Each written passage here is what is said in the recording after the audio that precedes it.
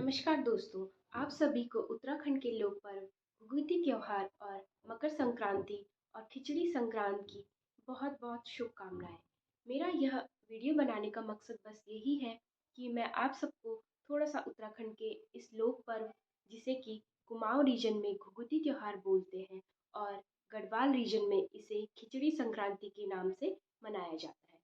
वैसे तो आप सब लोगों को पता ही होगा, लेकिन फिर भी जिन लोगों को ये नहीं पता है उनके लिए मेरा ये वीडियो विशेष कर मैंने बनाया है। और हमारी आने वाली जो जनरेशन है उन्हें भी अपने इन त्योहारों के बारे में पता रहे, इसलिए भी मेरा यह वीडियो बनाने का मकसद है।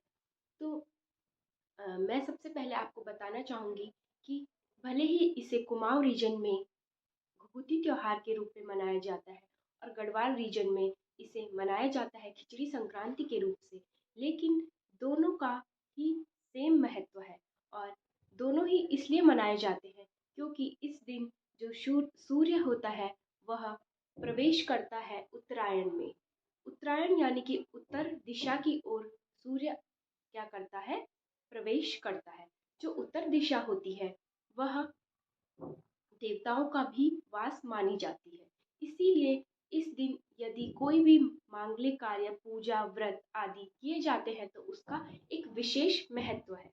और इस दिन उत्तराखंड के बहुत से स्थानों पर मेले लगाए जाते हैं और आपने सुना भी होगा, उत्तरायणी कौथिग के नाम से इन मेलों को जाना जाता है।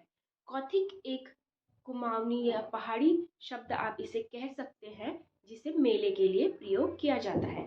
तो कुमाऊं रीजन के पहले हम बात कर लेते हैं कुमाऊं रीजन के घुघुती त्योहार की बात। तो इसमें क्या किया जाता है कि इस दिन बनाए जाते हैं एक विशेष प्रकार के पकवान। वैसे तो बहुत सी चीज़ें बनती हैं, पूरी, आलू, हलवा, बहुत से पकवान बनाए जाते हैं, लेकिन इसमें एक घुघुती की माला विशेष रूप से बनाई जाती है। और जो ये बनाए जाते हैं, ये बहुत चीज़ें इसमें होती है, आटा, सूजी, गुड़ आदि से इसे एक विशेष आकृति के रूप में बनाया जाता है और फिर इसकी माला बनाई जाती है। और यह माला विशेषकर बच्चों को पहनाई जाती है।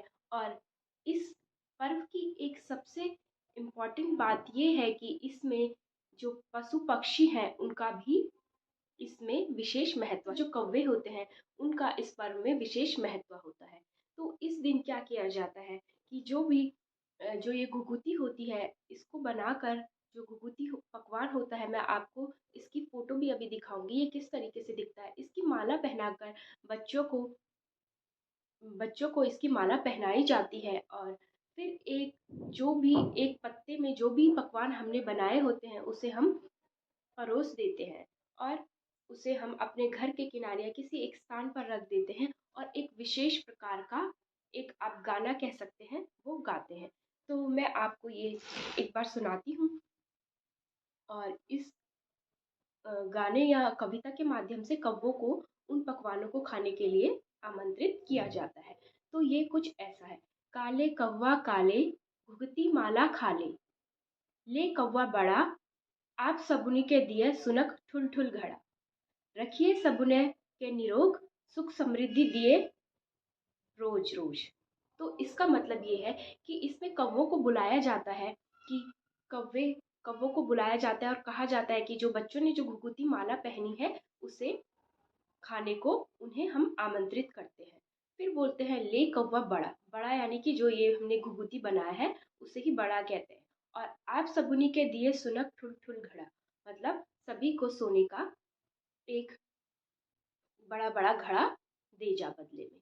तो यहाँ पर घड़े, सोने के घड़े से मतलब ये नहीं है कि हम सच में सोने का घड़ा चाह रहे हैं, इसका मतलब है सुख समृद्धि दे और स्वस्थ रखे सभी को। तो ये था घुघुती त्योहार। अब मैं आपको थोड़ा सा बताना चाहूँगी कि जो गढ़वाल रीजन में खिचड़ी संक्रांत या जिसे मकर संक्रांति के नाम से भी जाना जाता है, उस दिन क्या किया जाता है। तो उत्तराखंड में दोनों ही, चाहे कुमाऊं रीजन हो या गढ़वाल रीजन हो, इसका एक बहुत महत्व है इस त्योहार का। लेकिन जो गढ़वाल रीजन है यहाँ पर इसे थोड़ा अलग तरीके से मनाया जाता है। इस दिन ये होता है कि हम खिचड़ी जरूर बनाते हैं।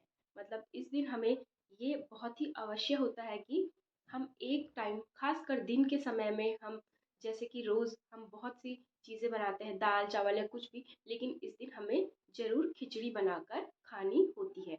और इस तरीके से ये मकर संक्रांति का त्योहार और घुघुती त्योहार उत्तराखंड के दोनों क्षेत्रों में मनाया जाता है। आई होप आपको मेरा ये वीडियो पसंद आया होगा, और अगर आप मेरे चैनल को पहली बार देख रहे हैं तो मेरे चैनल को लाइक करें, शेयर करें एंड सब्सक्राइब करें। Thanks for watching.